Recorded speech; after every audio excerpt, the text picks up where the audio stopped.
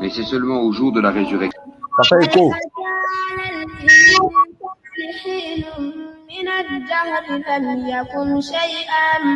Voilà, vous coupez le micro. Lorsqu'on va commencer l'émission, là, on va ouvrir tout, Inch'Allah. J'espère que vous m'entendez, même si je ne vous entends pas. Voilà, pour que voilà, Inch'Allah.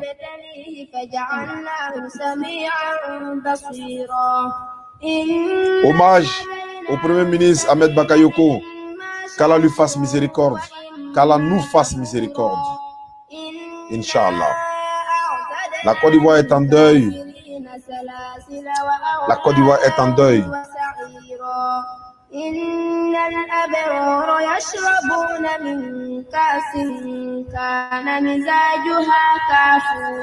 Tout homme goûtera la mort.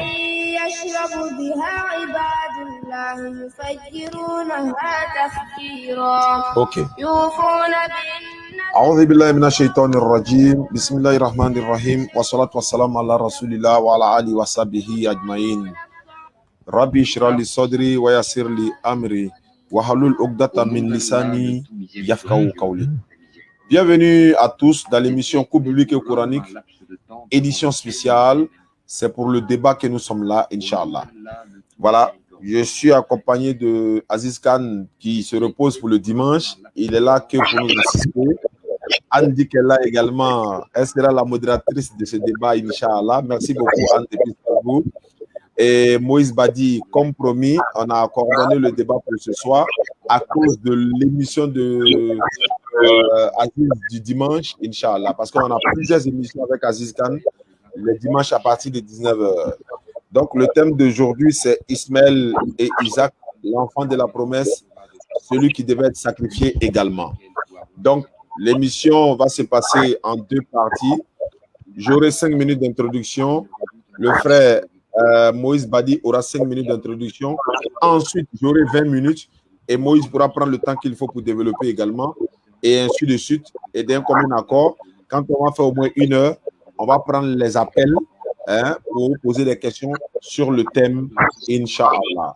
Donc, sans plus tarder, après l'hommage rendu au Premier ministre Ahmed Bakayoko, on va passer maintenant au débat, Inch'Allah. Qu'Allah lui fasse miséricorde encore une fois. On n'oubliera pas de faire des doigts pour lui et pour tous ceux qui sont morts avant lui, nos parents, nos défunts dans le gouvernement ou en dehors, même à la maison, partout dans le monde, ceux qui ont perdu des êtres chers, on prie pour eux. Qu'Allah nous fasse miséricorde, nous tous. Inch'Allah. Donc, Aziz, salam alaikum. Wa alaikum salam wa rahmatullahi wa barakatuh. Alhamdulillah. Andik, bonsoir depuis Strasbourg. Bonsoir, Oustaz. Merci beaucoup à toi, ma soeur. Mon frère Moïse Badi, bonsoir. Bonsoir à tous. Bonsoir Aziz, bonsoir Anne. Bonsoir Anne. Okay. Bonsoir Aziz aussi. Oui.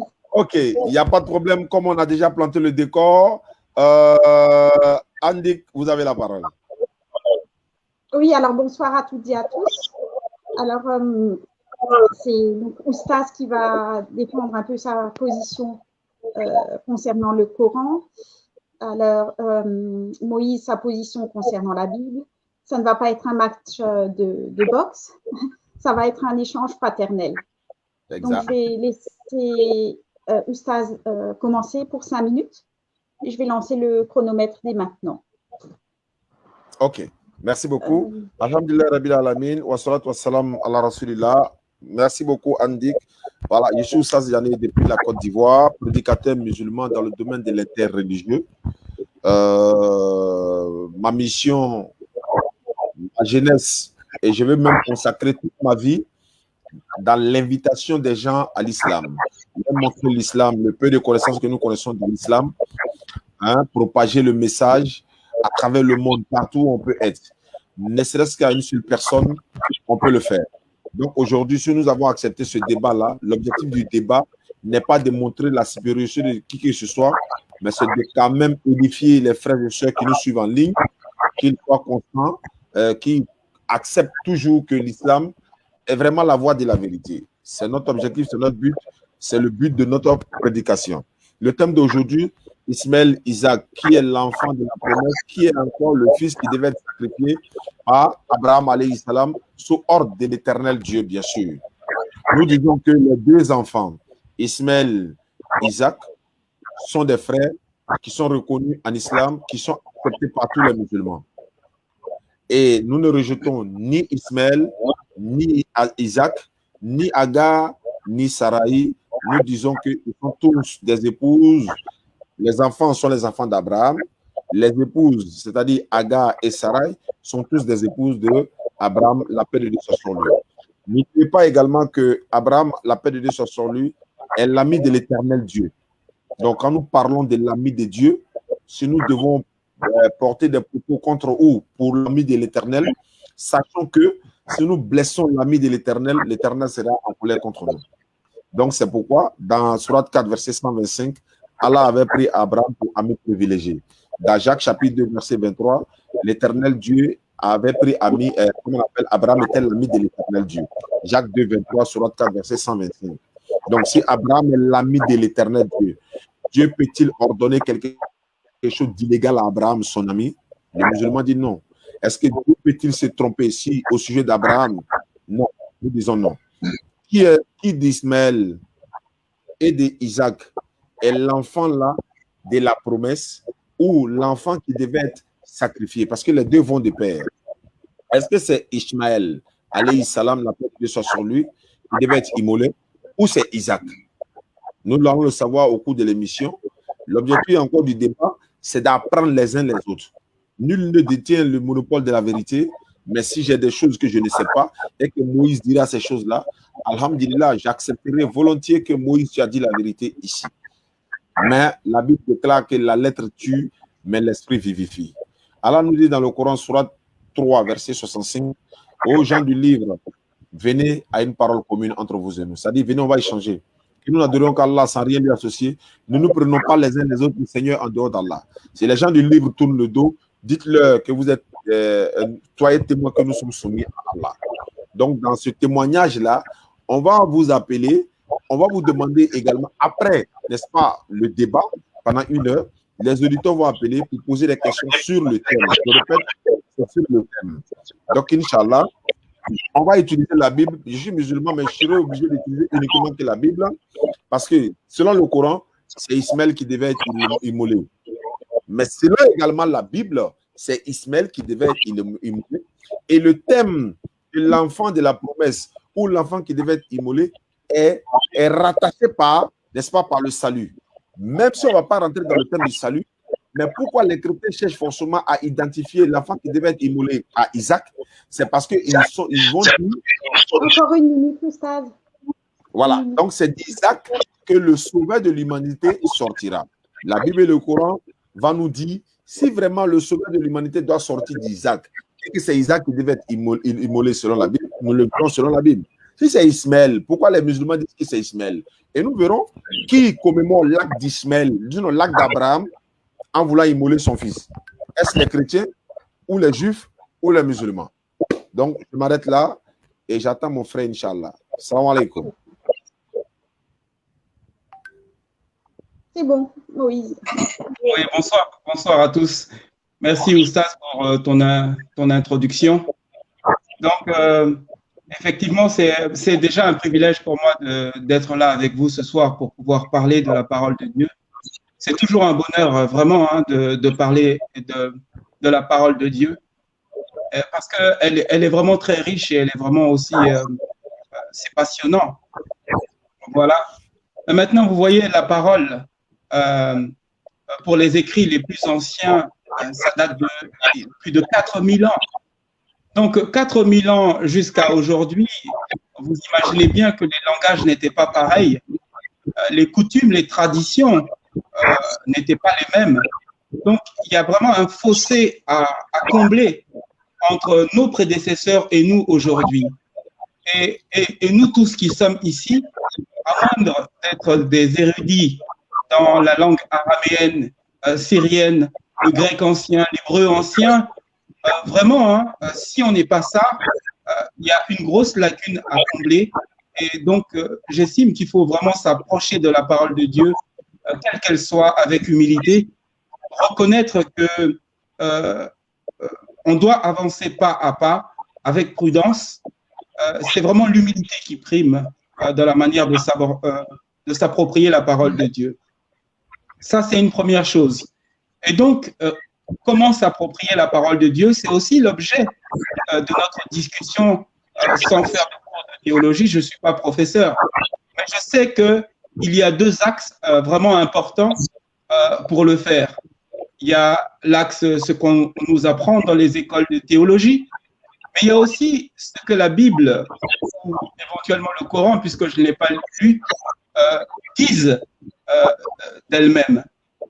La Bible, en Ésaïe 28, verset 10, dit que c'est précepte par précepte, règle par règle, un peu ici, un peu là.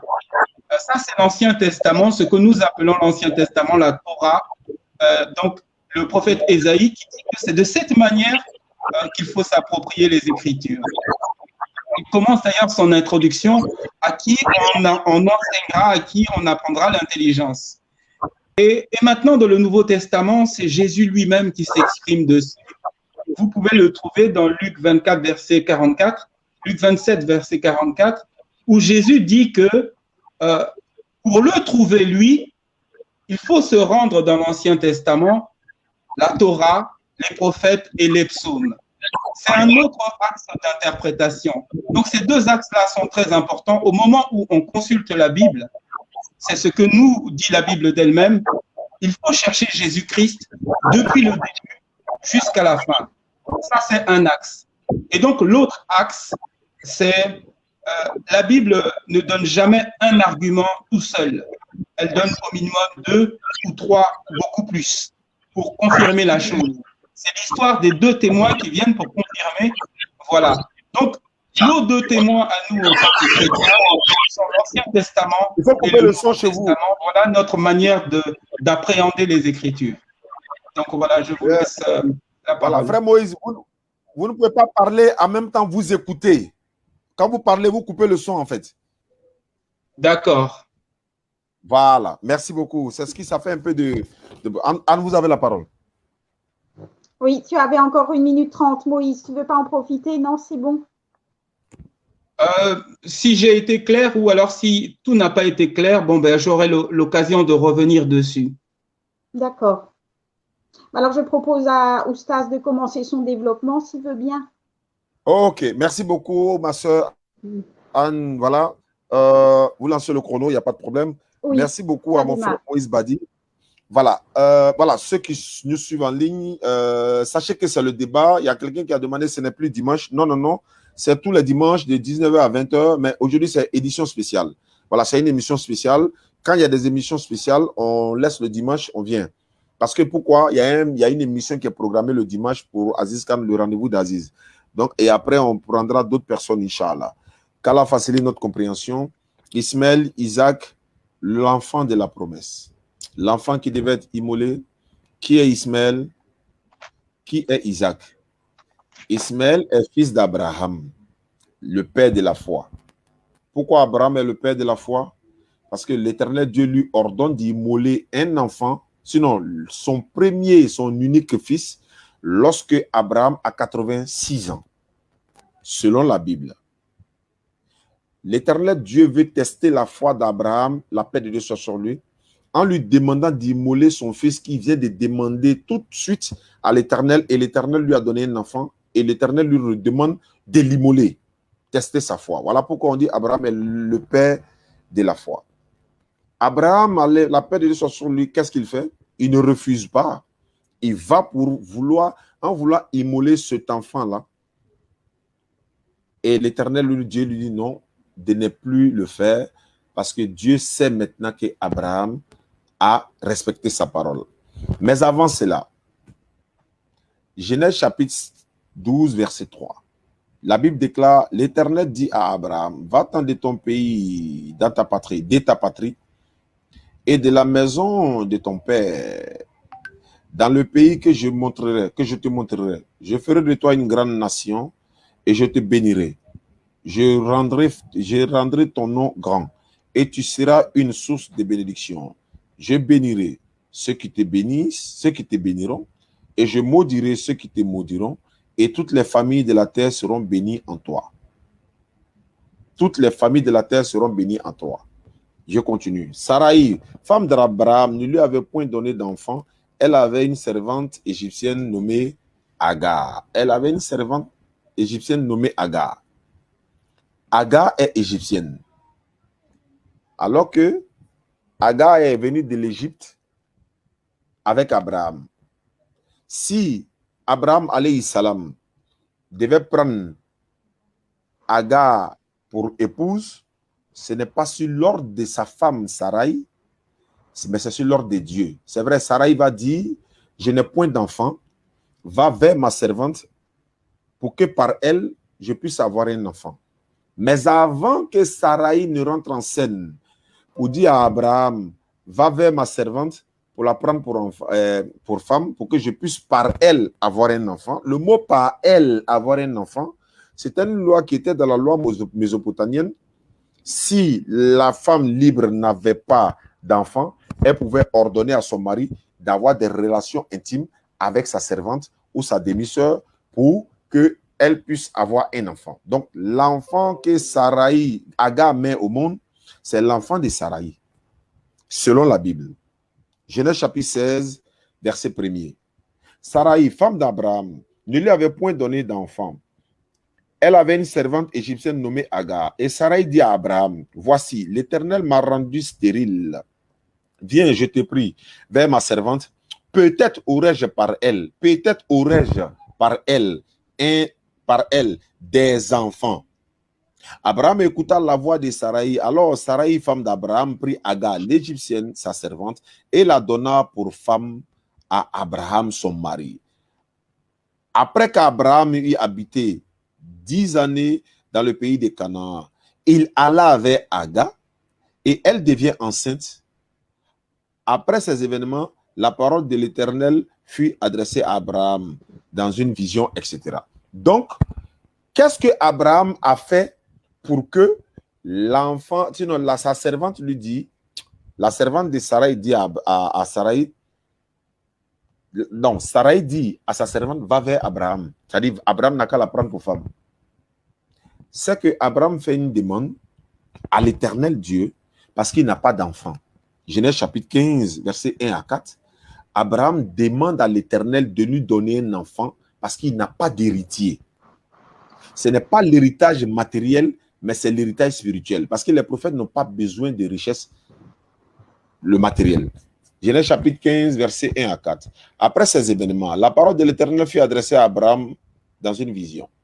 Et il dit, Abraham, ne crains point, je suis ton bouclier, et ta récompense sera très grande. Abraham répondit, Seigneur l'Éternel, que me donnerais-tu?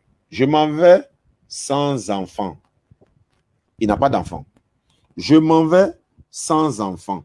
Et l'héritier de ma maison est Eliezer de Damas. Abraham dit, voici, tu ne m'as pas donné de postérité.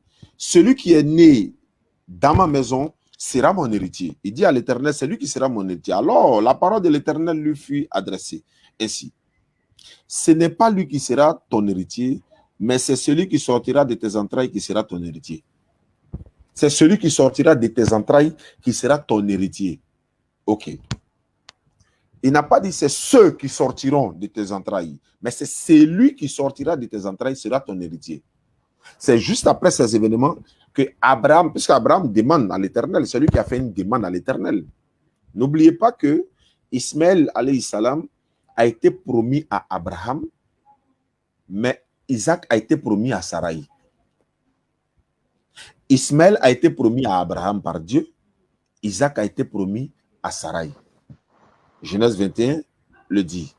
Mais si Abraham n'a pas d'héritier et que l'Éternel Dieu dit c'est celui qui sortira de tes entrailles qui sera ton héritier, après ces événements, Sarai va dire à Abraham, va vers ma servante, prends-la pour femme pour que par elle je puisse avoir un enfant.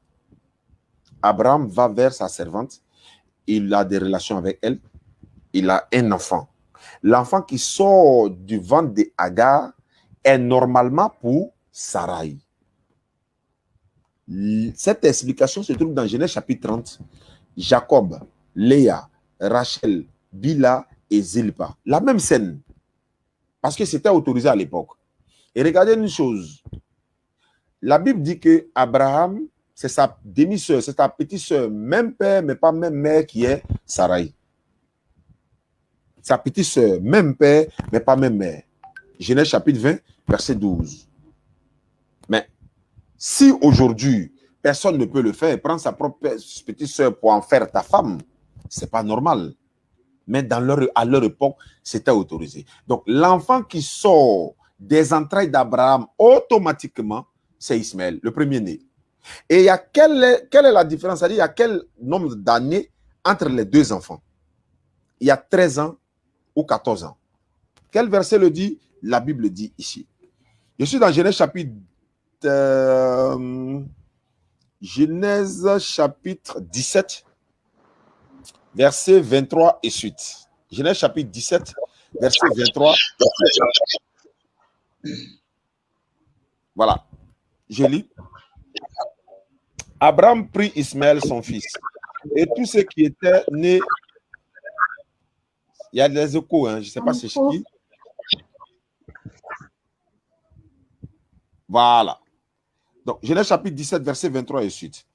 Abraham prit Ismaël, son fils, tous ceux qui étaient nés dans sa maison, et tous ceux qui étaient acquis à prix d'argent, tous les mâles parmi les gens de la maison d'Abraham, et il les circoncis le même jour, selon l'ordre que Dieu lui avait donné.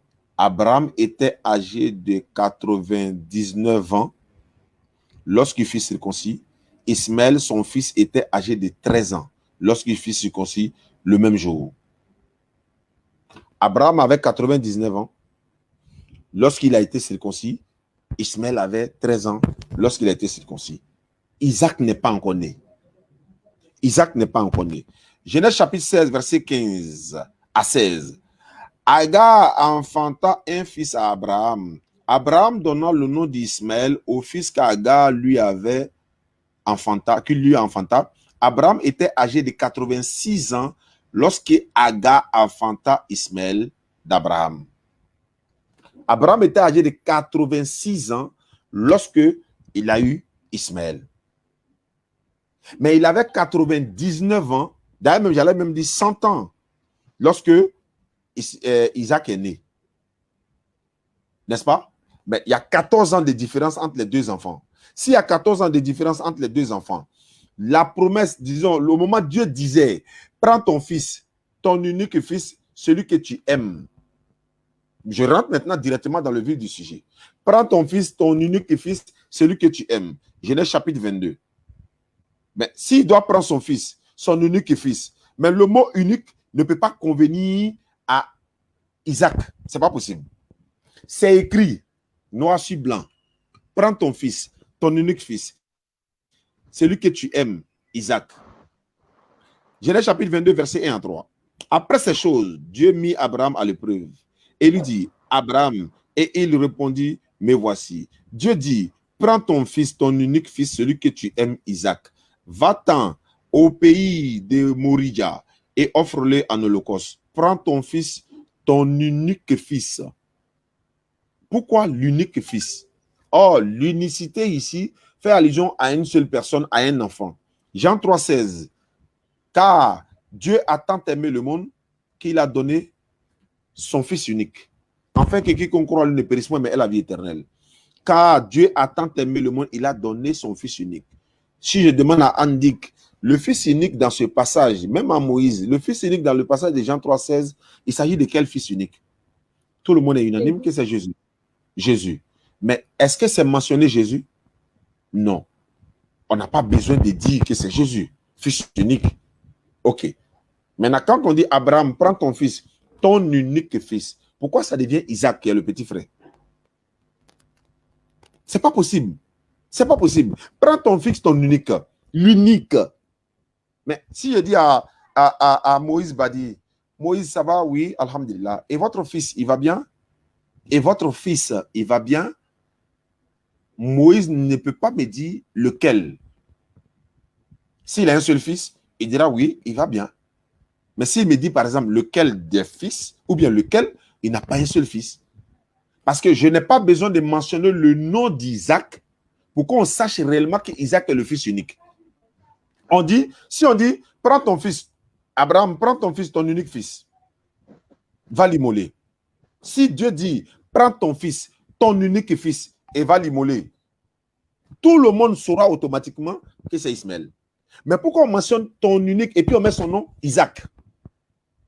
On n'a pas besoin de mettre le nom Isaac.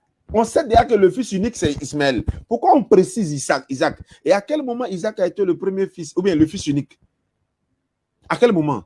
Il y a 14 ans de différence entre les deux. Donc, je continue pour dire,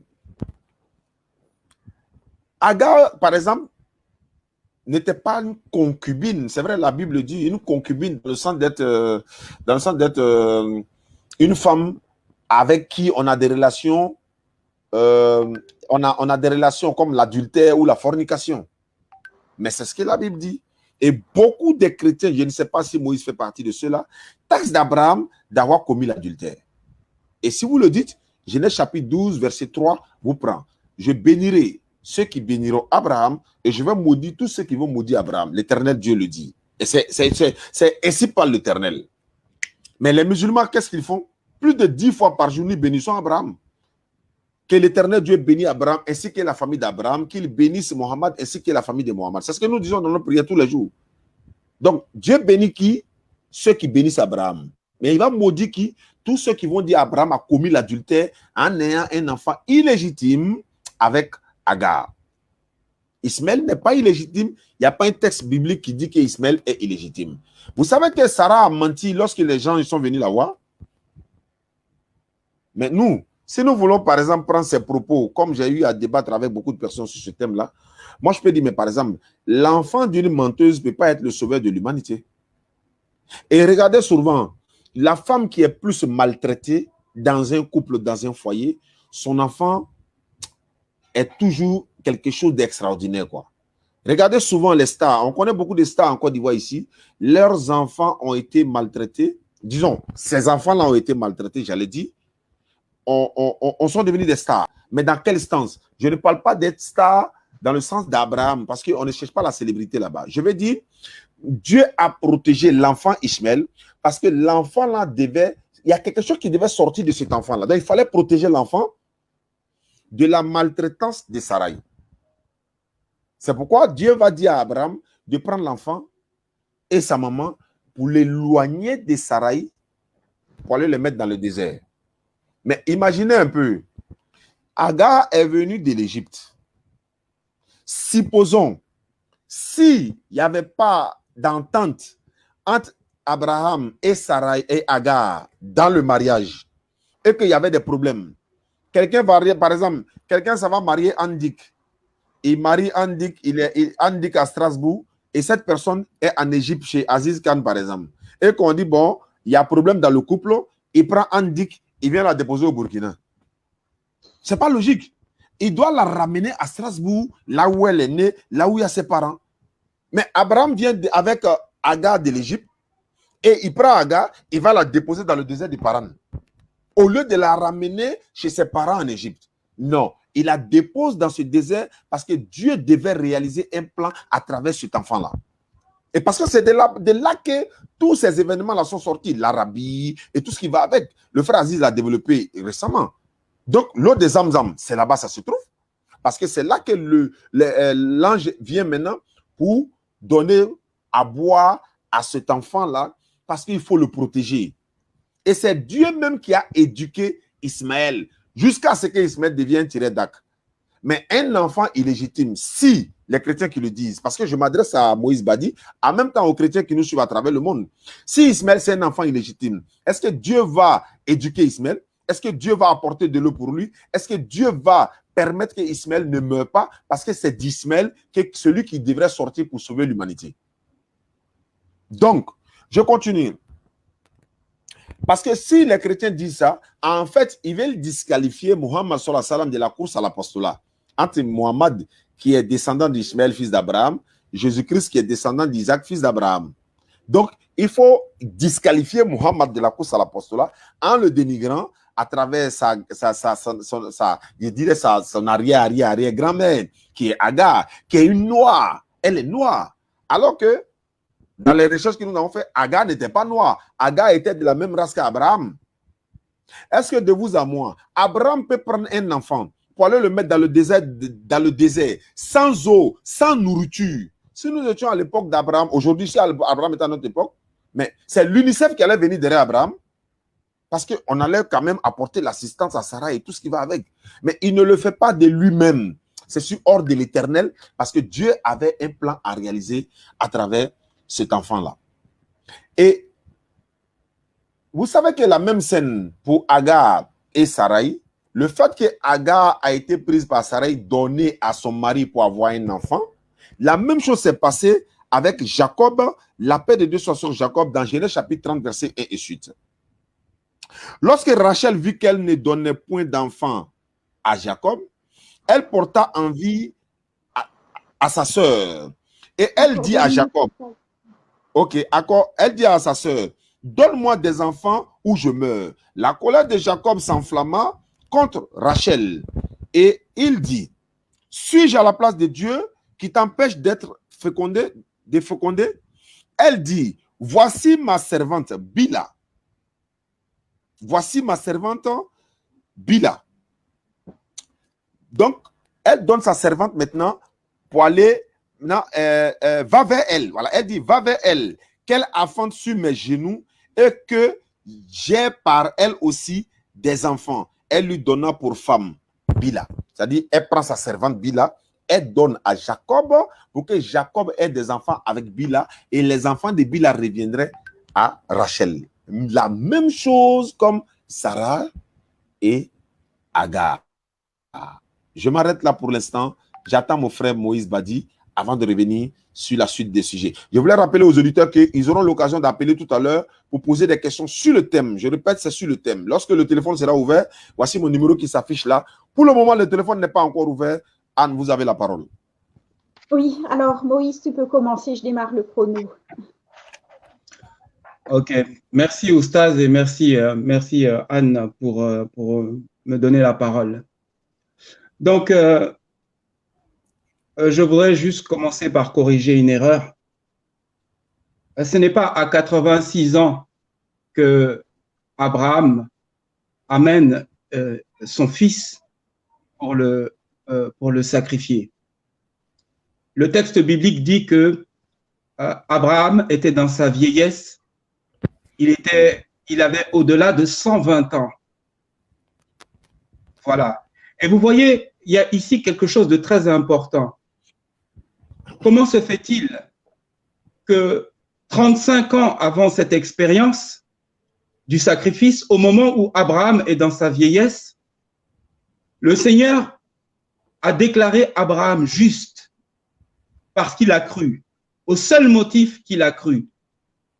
Comment on peut déclarer quelqu'un juste 35 ans auparavant et donc 35 ans après lui faire subir une ultime épreuve de foi?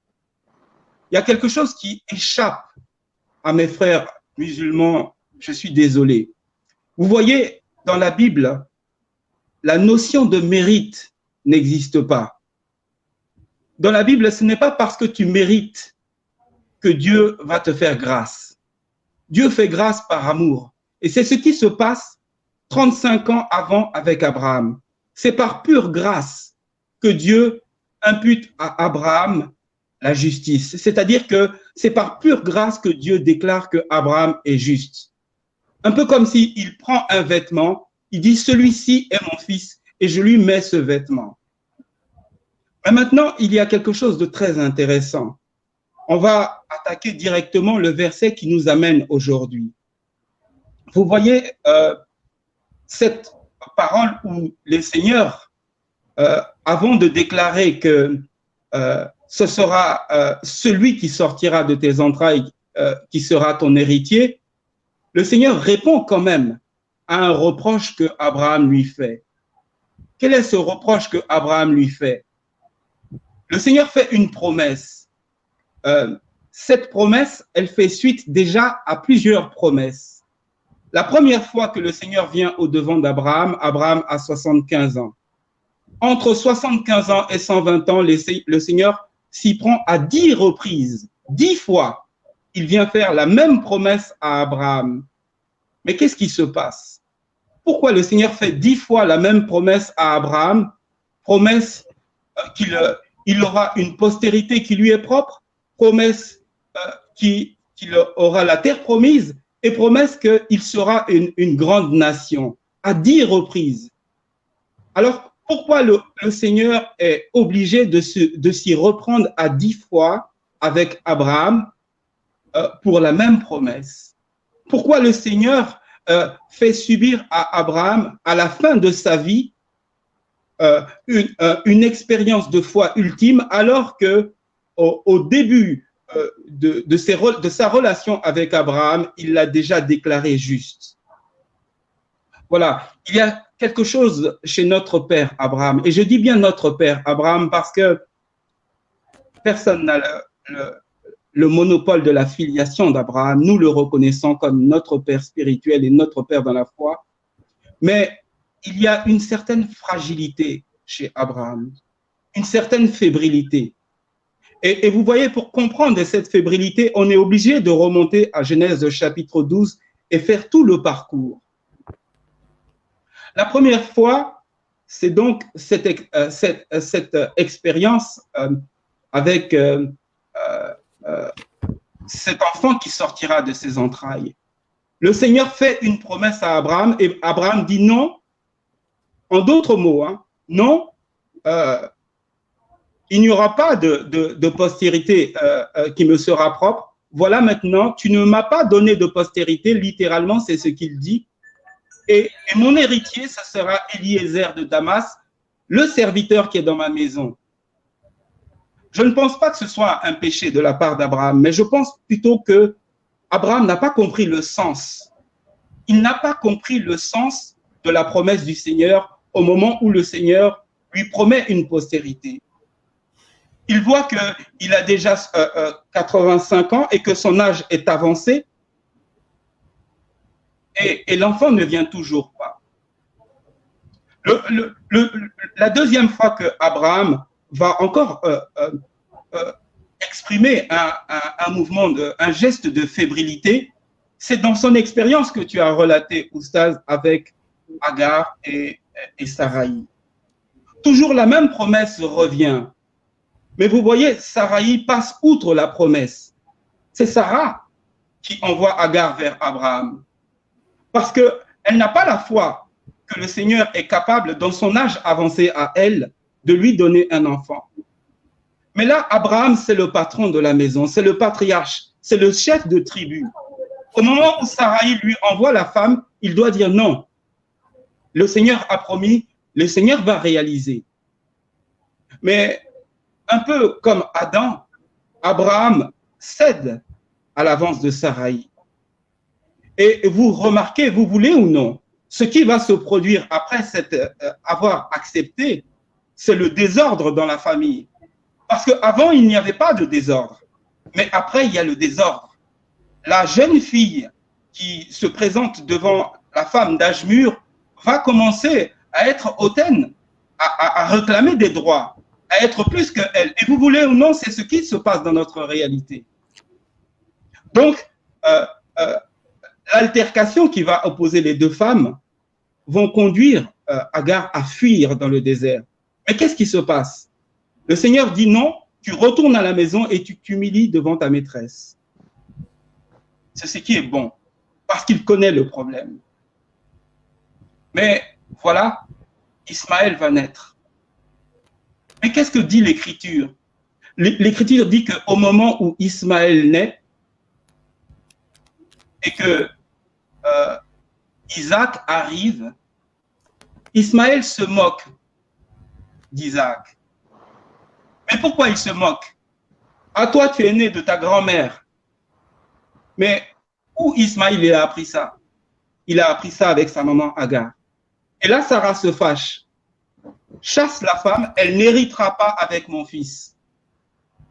Et là maintenant, Abraham accepte. Notre père Abraham accepte. Il chasse la femme. Ok. Abraham est un homme qui va plusieurs fois dans sa vie illustrer cette faiblesse. Pourtant, c'est l'ami de Dieu, Abraham. Dieu l'a déjà déclaré juste au début de son expérience. Ça là, c'est aussi une expérience pour nous tous qui sommes ici. Dieu n'attend pas que nous fassions des choses pour nous déclarer justes. La justice là, ça procède de l'amour de Dieu. Il a déjà mis la cape au début à Abraham. Mais Abraham va continuer. Je vous ai dit que Dieu s'y reprend à 10 reprises. Vous vous souvenez de l'épisode où Abraham et Sarai vont en Égypte? Abraham va mentir à Pharaon. Il va lui dire, c'est ma sœur. C'est pas sa sœur, c'est sa femme. Il doit dire, c'est ma femme. Même si c'est sa demi-sœur, il doit dire, c'est ma femme. Ensuite, il reproduit la même erreur avec Abimelech. Il va dire, c'est ma sœur. Il ne doit pas dire, c'est ma sœur. Il doit dire, c'est ma femme. Vous voyez? Et donc, toute cette fragilité va faire que Dieu va s'y reprendre à 10 fois pour réitérer la même promesse à son serviteur, à celui qu'il s'est choisi.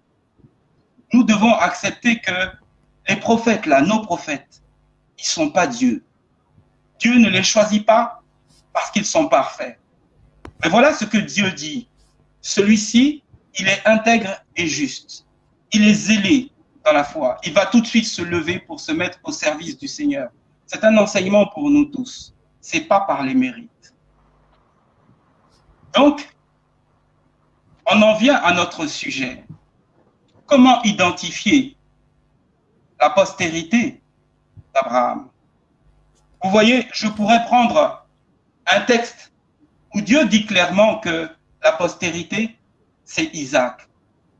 La postérité avec qui il a fait alliance, c'est Isaac. Mais permettez-moi quand même de dépeindre un peu l'image de cette postérité, à qui elle ressemble. Est-ce que Ismaël, et je voudrais juste dire, quand le Seigneur dit à Abraham, prends ton fils, ton unique, rappelez-vous qu'à ce moment-là, Ismaël n'est plus dans la maison, il a été chassé. Celui qui reste à 120 ans, prends ton fils, ton unique, c'est Isaac, il est dans la maison.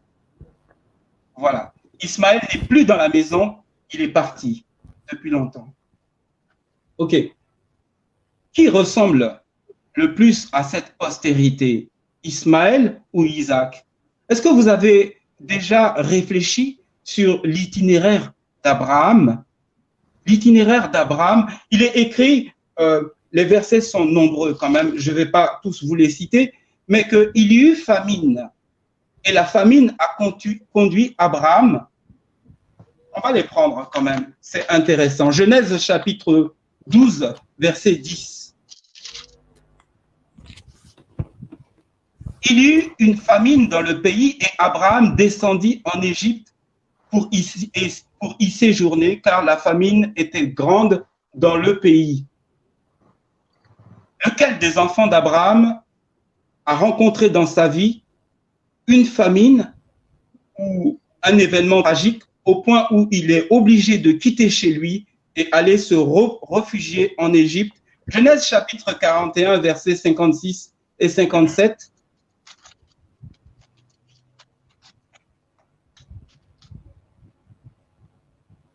Voilà, la famine régnait dans tout le pays. Joseph ouvrit tous les lieux d'approvisionnement et vendit du blé aux Égyptiens. La famine augmentait dans le pays d'Égypte et tous les pays, on arrivait en Égypte pour acheter du blé auprès de Joseph, car la famine était forte dans tout le pays. Vous le savez, c'est Israël qui a fait cette expérience. C'est Jacob qui a fait cette expérience. Même Isaac lui-même a fait cette expérience. Deuxièmement, après la famine, Genèse chapitre 12, verset 17. Abraham toujours. L'Éternel, au moment où Abraham est arrivé en Égypte avec Sarai, Pharaon s'est intéressé à Sarai. Mais l'Éternel l'a frappé de plaie, parce que Sarai est la femme d'un prophète, il ne peut pas y toucher.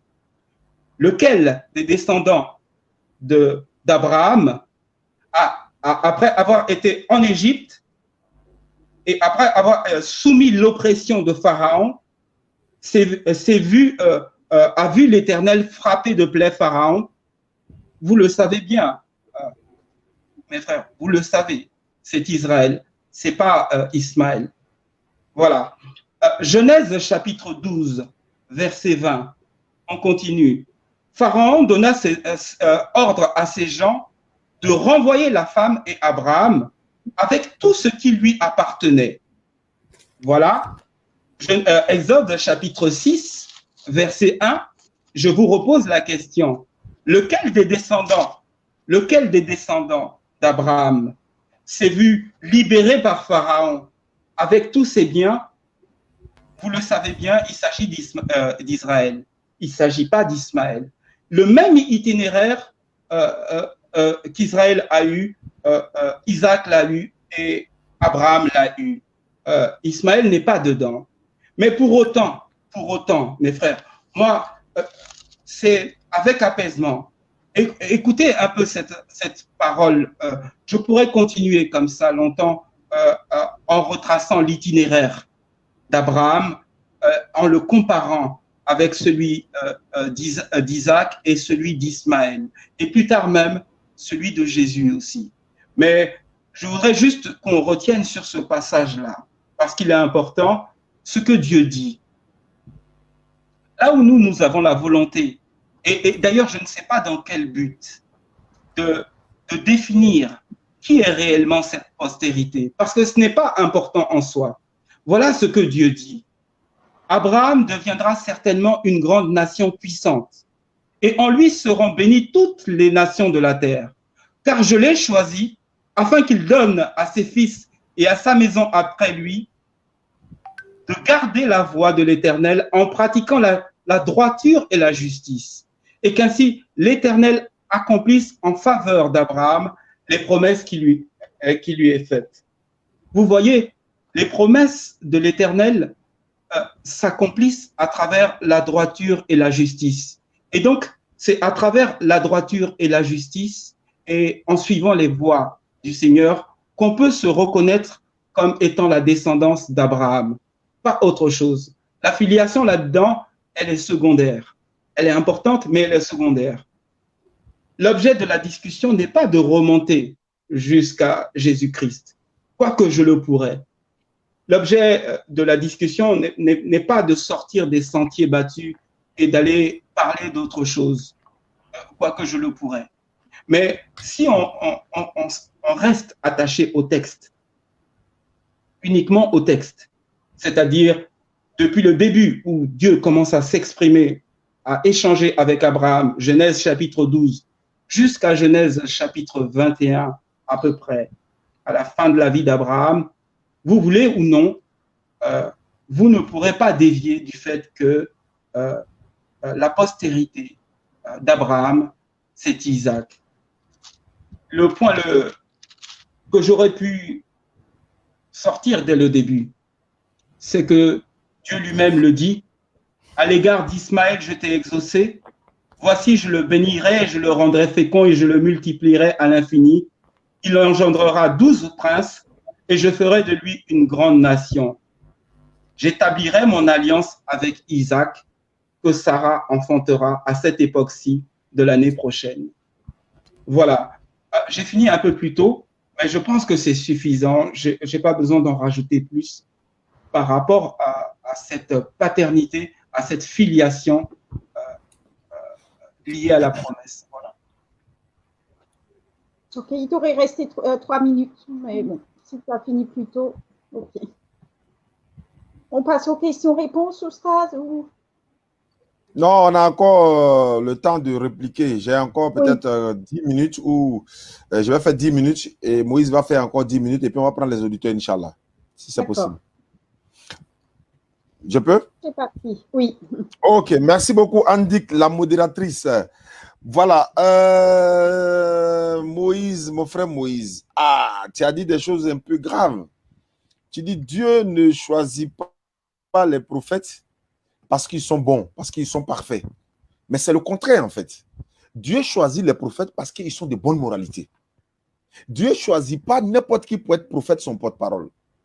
il regarde, il choisit des agents humains, parmi lui-même ses créatures, de bonne moralité, et c'est lui-même qui les connaît que nous, et il les choisit comme des prophètes, comme des messagers. Aucun prophète ne peut rien faire si ce n'est pas un ordre divin. C'est-à-dire que l'Éternel n'a pas besoin de lui dire bouche à bouche comme ça, ok, obéis à Sarah. Mais intérieurement, il obéit sous l'ordre de l'Éternel. Pas sous l'ordre de Sarah. C'est vrai qu'on voit que c'est Sarah qui lui dit. Mais c'est l'Éternel. Parce que si c'était un acte blâmable, mais attends, si c'était un acte d'adultère, l'Éternel ne peut pas voir son ami en train de commettre l'adultère. Il ne peut pas voir Jacob en train de commettre l'adultère. Dans Genèse chapitre 38, comment on appelle ça? Le père Judas, lorsque l'un de ses enfants, parce qu'il était mauvais, Dieu l'a tué. Et il marie l'enfant, l'autre mari, Onan marie la femme de son grand frère. Il n'a pas voulu aller avec elle de façon normale. Dieu le tue. Abraham commet l'adultère, Dieu dit rien. Non, ce n'est pas comme ça, Moïse. Il ne faut pas dire ça. Tu dis Abraham a cédé devant Agar. Il a cédé devant Agar. Non. Quand Abraham, les prophètes veulent faire quelque chose, c'est sur l'ordre de l'Éternel, comme je te l'ai dit. Ils ne font rien. L'Éternel Dieu ne fait rien sans avoir révélé ses secrets à ses serviteurs qui sont les prophètes. Donc ne dis pas ça. Le dernier verset que vous avez pris, Genèse 17, verset 20, vous n'avez pas lu la totalité. Je conclurai une alliance avec Isaac et sa postérité après lui. C'est une alliance perpétuelle, mais pour sa postérité après lui. C'est-à-dire lui et sa descendance. Mais vous n'avez pas lu cette partie-là. Donc quand vous vous arrêtez, je vais conclure une alliance avec Isaac et sa postérité. Et avec Isaac. Non, ce n'est pas comme ça. Abraham a menti. Tu dis Abraham a menti. Vous avez dit Abraham a menti sur Sarai en disant que ce n'est pas sa sœur. Et il a menti pour dire que c'est sa sœur. Mais on va lire le texte. Genèse chapitre 20, verset 17. Non, verset 7 et suite. Genèse chapitre 20, verset 7. Voilà.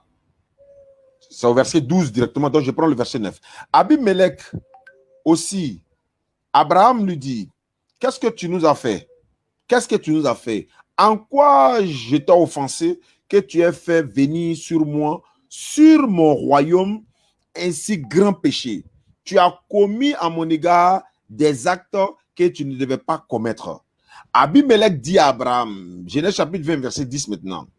Abimelech dit à Abraham, quelle intention avais-tu à agir de la sorte? Abraham répondit, je me disais qu'il n'y avait sans doute aucune crainte de Dieu dans ce pays. Et que l'homme me tuerait à cause de ma femme. Verset 12. De plus, il est vrai qu'elle est ma soeur, fille de mon père, seulement elle n'est pas fille de ma mère et elle est devenue ma femme. Attends, il a menti. Attends, s'il a menti, à vous de me donner le vrai texte où Abraham, ce n'est pas sa soeur qui est Sarah. C'est Abraham qui le dit. Il est vrai, c'est-à-dire, dans le jargon ivoirien, en réalité même là, c'est-à-dire pour dire vrai même là, c'est ma petite soeur. C'est-à-dire, il pensait qu'ils allaient me tuer. C'est pourquoi il dit c'est ma petite soeur. Si il dit c'est ma femme là, ils vont me tuer à cause d'elle. Ils vont me l'arracher. C'est pourquoi j'ai dit c'est ma petite soeur. Et puis d'ailleurs même c'est ma petite soeur. On est même père, mais on n'est pas même mère. Je parle maintenant dans le langage ivoirien. Donc frère Moïse, non, il ne faut pas dire ça. Voilà. Ok, donc je vois déjà que vous n'êtes pas dans le sujet. Je répète.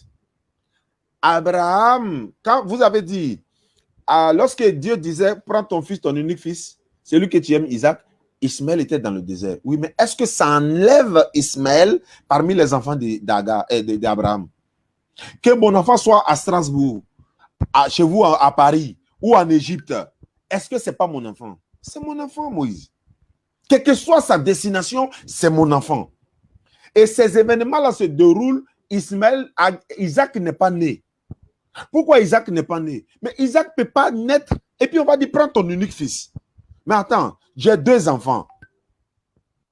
J'ai 2 enfants. Dieu me dit de prendre mon fils unique. Mais attends, je prends lequel? Raisonnons maintenant. Tu as 2 enfants. On te dit, prends ton unique fils. Ton unique fils. Je dois dire peut-être à l'Éternel, mais lequel? Il n'y a pas d'unicité lorsqu'il y a deux enfants. Soyons sérieux. Il n'y a pas d'unicité lorsqu'ils sont deux. Il y a unicité lorsqu'il est un. Je vous ai pris l'exemple de Jean 3,16. Dieu a tellement aimé le monde qu'il a donné son Fils unique. Son nom n'est pas mentionné. Vous savez, et moi, que le Fils unique dans Jean 3,16, c'est Jésus. Mais son nom n'est pas mentionné. Pourquoi son nom n'est pas mentionné? On n'a pas besoin de mentionner son nom. Quand on dit à quelqu'un ton unique fils là, et qu'il a un seul enfant, on sait automatiquement c'est qui. Mais quand on dit à quelqu'un qui a deux enfants, ton unique fils, mais il y a ambiguïté, il y a problème. Isaac n'est pas encore né. Isaac ne peut pas naître, et puis Dieu va dire ton unique fils. À supposer que Isaac soit né. Ismaël est où? Dans le désert. Quand on dit prends ton unique fils là, c'est Ismaël, on doit prouver c'est Isaac. Il n'est pas là, mais il est vivant, oui. Il est dans le désert, oui. Mais c'est mon fils, oui. Mon unique, oui. Mon premier, oui, c'est lui. Mais si je dois prendre, vous voyez, c'est pas, ça ne colle même pas. Donc je peux aller plus loin pour dire, c'est une tricherie de la Bible. En mettant, prends ton fils, ton unique fils, Isaac, et celui que tu aimes. Ah, Anne dit, vous ne pouvez pas me dire que vous n'aimez pas votre premier enfant. Jamais de la vie. Pourquoi celui que tu aimes? En d'autres termes, comme tu n'aimes pas Ismaël, il faut prendre Isaac. Est-ce qu'Abraham a une fois dit quelque part qu'il n'aime pas Ismaël? Même pour aller déposer Ismaël dans le désert, il était peiné. Dieu dit non, va-en. Selon la Bible, Dieu même sait que ça le fait mal. Il dit non, va le déposer. Parce que l'Éternel Dieu avait un plan à réaliser à travers cet enfant. Et il fallait l'enlever à côté de Saraï. Parce qu'elle peut maltraiter Agar, l'enfant là va mourir. Or, c'est de l'enfant là, le sauveur de l'humanité doit sortir. Qu'est-ce qu'on fait? Il faut le protéger.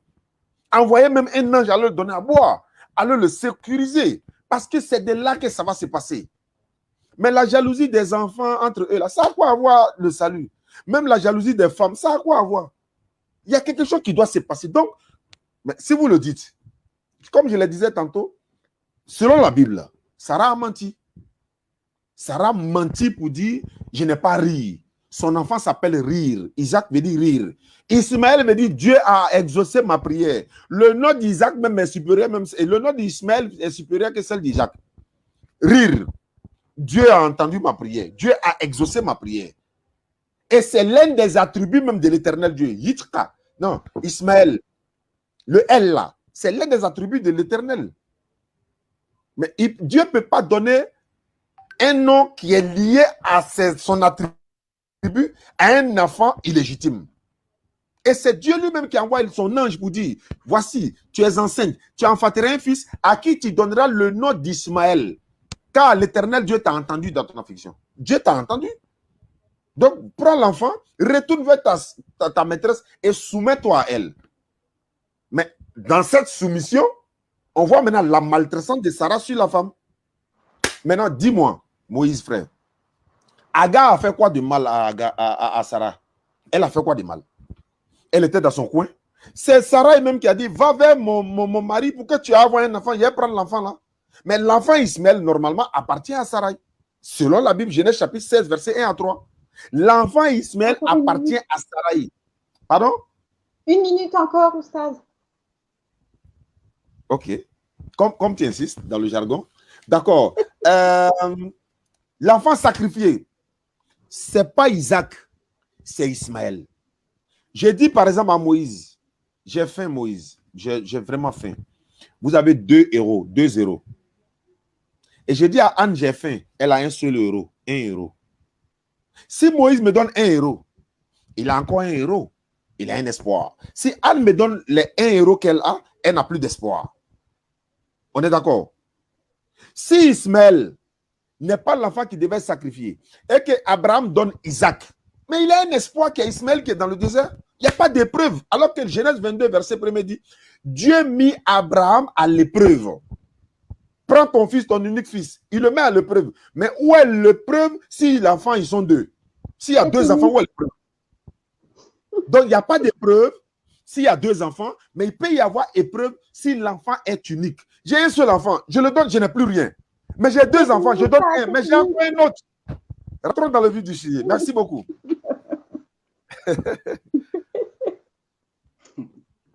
Tu peux y aller. Ok. Vous m'entendez bien? Oui, 5 sur 5. Ok. La Bible nous dit que Agar et Sarai, c'est deux voies quelque part. La Bible parle d'allégorie. Il dit que Sarai, ça veut dire la femme libre. Et Agar, ça veut dire la femme esclave. Il dit que c'est cette allégorie-là, c'est spirituellement qu'on en juge. Permettez, hein, excusez-moi, Sarai qui est dépositaire, ce n'est pas Sarai qui est dépositaire, c'est Abraham qui est dépositaire de la promesse par Sarai. Et donc, Isaac va naître en vertu de la promesse.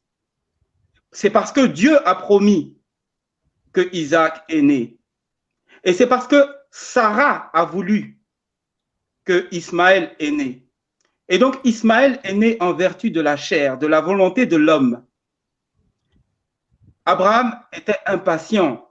La même erreur qu'il a faite premièrement avec Eliezer, en pensant que cette postérité passerait par Eliezer, il reproduit la même erreur avec Agar, en pensant qu'effectivement, cette postérité passerait par Agar.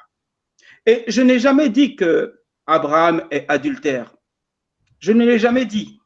Parce qu'il faut prendre en compte le contexte de l'époque. C'est comme Dieu l'a trouvé que Dieu l'a pris. Et Dieu le connaît déjà avant. On est d'accord là-dessus. Abraham n'est pas adultère. Abraham, notre père, a tellement de qualités que qui suis-je moi pour venir dire ici que Abraham est adultère? Je ne le ferai jamais. J'ai beaucoup de respect parce que tant que ces petites erreurs ne rentraient pas dans sa vie, Abraham n'avait pas de soucis. Mais c'est un homme. Il n'y a que Dieu qui ne fait pas d'erreur. Et Dieu lui-même l'accepte. Et je réitère quand je dis que on ne teste pas la foi d'un homme à la fin de sa vie, on le teste avant. Si vous voulez tester quelqu'un, vous le testez avant. S'il est concluant, vous marchez avec lui. Mais Dieu, lui, il procède différemment. Dieu n'a pas besoin de te tester pour te connaître. Dieu a besoin de te justifier pour te sauver. Parce que Dieu veut que tout le monde soit sauvé, c'est sa volonté. Il aime les hommes, il veut que les hommes soient sauvés. Donc la première chose dans sa démarche avec l'homme, c'est de le justifier. Il le rend juste. Et puis ensuite, il marche avec lui. Et l'épreuve là qui va venir, elle est faite pour faire grandir l'homme. Dieu n'a pas besoin d'un sacrifice. Ce sont les dieux idolâtres qui ont besoin des sacrifices pour étancher leur soif sanguinaire. Mais le sacrifice dans la Bible, il est préfiguratif. Cette même grâce dont Abraham a bénéficié, elle va se produire plus tard, mais c'est un autre sujet. Et donc, Isaac, je suis désolé, c'est lui qui est dans la maison. C'est lui qui reste parce que Ismaël, regardez un peu la douceur et la manière dont Isaac accompagne son papa au lieu du sacrifice. On dit qu'il marche pendant 3 jours. Et pendant cette marche, Isaac pose la question à son papa. Il lui dit, mais voici le bois et voici le feu. Où est l'agneau pour le sacrifice? Et Abraham répond, Dieu se pourvoira lui-même de l'agneau pour le sacrifice. Vous voyez ce comportement docile d'Isaac. Il est déjà prophétisé en Ésaïe 53. C'est semblable à un agneau que l'on mène à la boucherie. C'est le même comportement que Jésus a eu dans sa vie, semblable à un agneau qu'on mène à la boucherie, qui accepte de donner sa vie et qui n'a pas peur de donner sa vie. Il y va.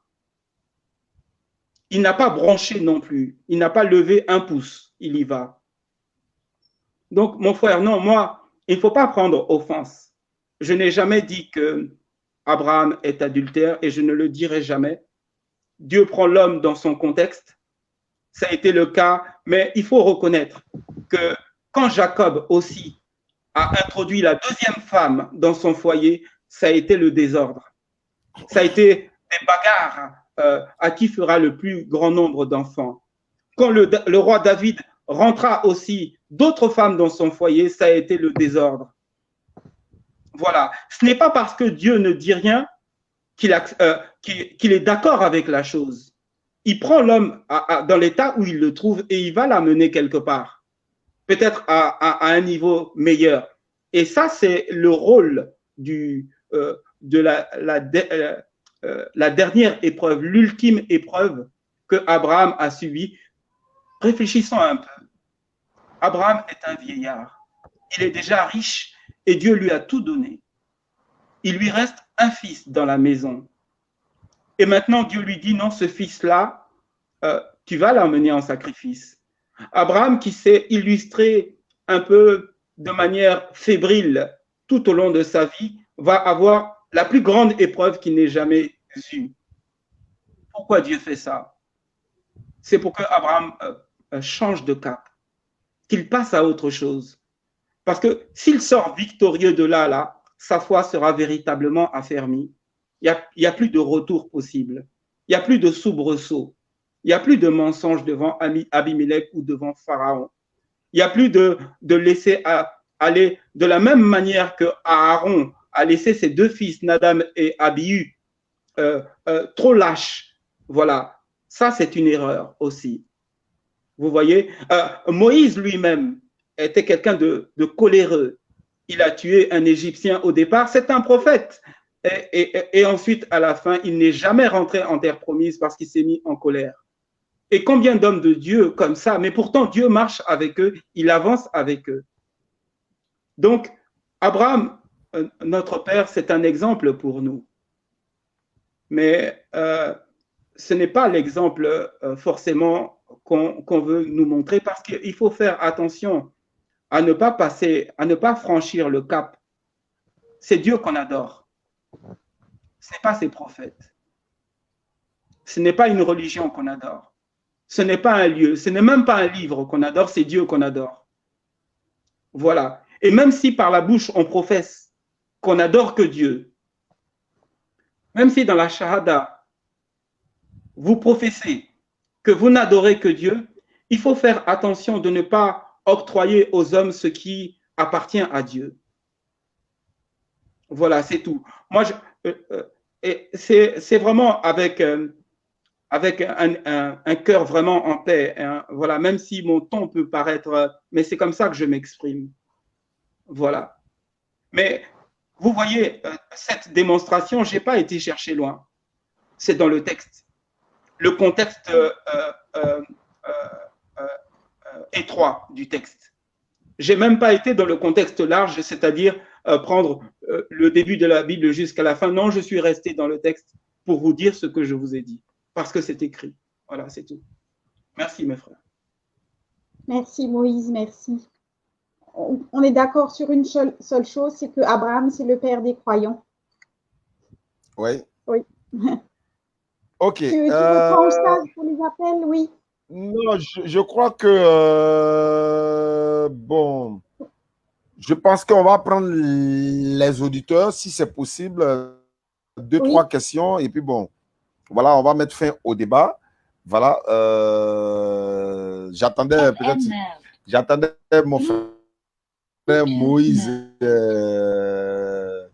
voilà, un peu plus dans une autre dimension, mais bon, c'est pas grave. Voilà, vous pouvez appeler, voilà, 07 47 32 04 55 pour poser des questions sur le thème. Le rendez-vous d'Aziz Khan, c'est dimanche prochain. Aujourd'hui, c'est une émission émission spéciale. Donc, Aziz, c'est dimanche prochain. Attends, je vais mettre sur silencieux. Voilà. C'est dimanche prochain, cours biblique et coranique. Voilà. Aujourd'hui, c'est édition spéciale, comme je l'ai dit. Voilà. Et c'est la DDR. La DDR, c'est la Dawa dans la rue. Le Ramadan, c'est pour bientôt. Mobilisez-vous. Le centre islamique chargé des convertis est en cours. C'est le moment de participer beaucoup pour la construction de ce centre-là, Inch'Allah. On va prendre le premier appelant. OK. Allô? Allô, salam alaikum. Ouais, bonsoir. Bonsoir. Je suis en direct l'émission. Oui. Qui d'ailleurs est très instructif. D'accord. Et moi, je suis chrétien, je précise. Ok, autant pour moi. Je tenais juste à souligner un petit point par rapport au mot unique dans la Bible. À chaque fois qu'on voit le mot unique, d'accord, ça sous-entend l'enfant de la promesse. Ça ne veut pas dire qu'il n'y a pas d'autres enfants, mais quand tu vois le mot unique, c'est pour préciser que c'est avec celui-là que la postérité suivante va emmener jusqu'au bout de ce que Dieu a prévu. Est-ce qu'il y a un verset pour ça? Comment? Il y a un verset pour appuyer ce que vous dites que le mot unique fait référence à l'enfant de la promesse. Est-ce qu'il y a un verset biblique pour ça? Il y a plusieurs. Il y a Isaac. Non, je vais dire ce que vous dites là. Oui, à travers Isaac, Dieu a dit ton unique. Il y a aussi, quand tu prends les enfants de Joseph, on dit que son père Isaac, je crois, non, c'est ça, non? Isaac avait, ou Jacob, il avait plusieurs enfants, mais c'est son 11e enfant qui était celui qui était prédestiné à être sa postérité. Il me semble que vous celui qui a reçu le bâton de la part de son père. Il a dit, c'est toi qui seras ma postérité quand il a fini de les recevoir en Égypte. D'accord, ce que je veux dire. C'est l'enfant qui reçoit le bâton, au fait, qui fait la continuité jusqu'à ce que ça arrive à la promesse. Ce que je veux dire. Voilà. Ce n'est pas un verset typique, mais c'est en lisant tout pour comprendre quoi. D'accord, d'accord. Ce que je veux dire, comme vous êtes déjà en ligne, il me semble que vous êtes un chrétien qui vous connaissez un peu dans le domaine de la Bible. Est-ce que vous serez prêt, par exemple, pour un rendez-vous dans un débat dans le même contexte? Pas forcément le même thème, pas forcément le même thème. Je vais dire dans le studio du cours biblique et coranique. Ah non. Je suis pas trop connaisseur en tant que tel. Alors là, donc, dans ce cas, il va falloir poser des questions parce que ce que vous dites, vous avez fait un développement dans un débat. Donc, vous ne pouvez pas prouver ce que vous dites. Donc, il va falloir poser des questions si vous permettez. Non, comment je ne peux pas prouver? Je peux prouver. Bon, d'accord. Jean 3,16 parle de quel enfant, s'il vous plaît? C'est des exemples que j'ai pris, que je t'ai dit. Je veux dire. Donc, quand je t'ai dit qu'il y a eu un bâton qui se transmettait de père à fils, ça s'est produit avec Jacob aussi qui a volé. Ma question. Si tu veux. Qui a volé. Ça devait être Ésaü, son frère, qui devait recevoir le bâton de la part de son père. Quelle est votre question? Il a mis la peau de mouton et il a reçu le bâton. Quelle est votre question? Il a transmis après à Joseph et ainsi de suite. Quelle est votre question? Ma question. Oui, c'est pour appeler pour poser la question. En fait, non, moi, ce n'est pas pour poser une question, c'est juste pour intervenir sur le mot. D'accord. Mais en même temps, moi, je vous pose, comme vous êtes chrétien, ça tombe bien, il est très rare d'avoir des chrétiens en ligne. Jean 3,16 parle de qui? Dieu a tant aimé le monde, il a donné son fils unique. Ça parle de qui? Ça parle de qui? Oui. Ça parle du fils unique de Dieu, de Jésus. Quel est son nom? C'est Jésus? Oui, c'est Jésus. Est-ce que le texte a dit c'est Jésus dans Jean 3,16? Est-ce que le nom de Jésus est mentionné? Le nom de Jésus? Oui. Il n'est pas mentionné, mais c'est de Jésus qui parle. Merci beaucoup. Le fils de Dieu. Ok, donc si c'est lui qui est le fils unique, le texte ne mentionne pas son nom. Mais pourquoi a-t-on besoin de mentionner le nom d'Isaac en parlant de fils unique? Parce qu'on peut dire simplement fils unique, on saura que c'est Isaac. Pourquoi on met son nom, Isaac? Le fils unique, c'est pour signifier que c'est celui-là que Dieu a choisi. C'est l'enfant qui est né selon l'esprit. Pourquoi on n'a pas signifié pour Jésus? Pourquoi on ne signifie pas pour Jésus? Comment, pourquoi on est juste... Jésus est né de l'esprit saint. Je veux dire, unique. Il y a trop de fils de Dieu dans la Bible. Il y a trop de fils de Dieu dans la Bible. Pourquoi dans Jean 3,16, on n'a pas mis le nom? Et toi, tu sais que c'est de Jésus, on parle. Mais pour Isaac, on met le nom d'Isaac et tu dis que c'est pas Ismaël. Affaire à suivre. Oui, allô? Est-ce que je peux répondre? Assalamu alaikum wa rahmatullah. Vous voulez répondre, Moïse? Oui. Est-ce que vous m'entendez bien? Une question au pasteur Moïse, là. Bon, frère, ne quitte pas en ligne. Hein. Moïse veut répondre. Allons-y, Moïse. Oui. Tu vois, Oustaz, il me semble quand même que Jean, le livre de Jean, est exclusivement dédié à la personne de Jésus-Christ. Il faut savoir que les évangiles, c'est 4 points de vue différents. Matthieu va démontrer la messianité de Jésus. Marc, lui, va démontrer Jésus dans le temps. Luc, lui, c'est un chercheur. Il va chercher à retracer le parcours de Jésus. Mais Jean, lui, il va démontrer la divinité de Jésus, seulement Jésus.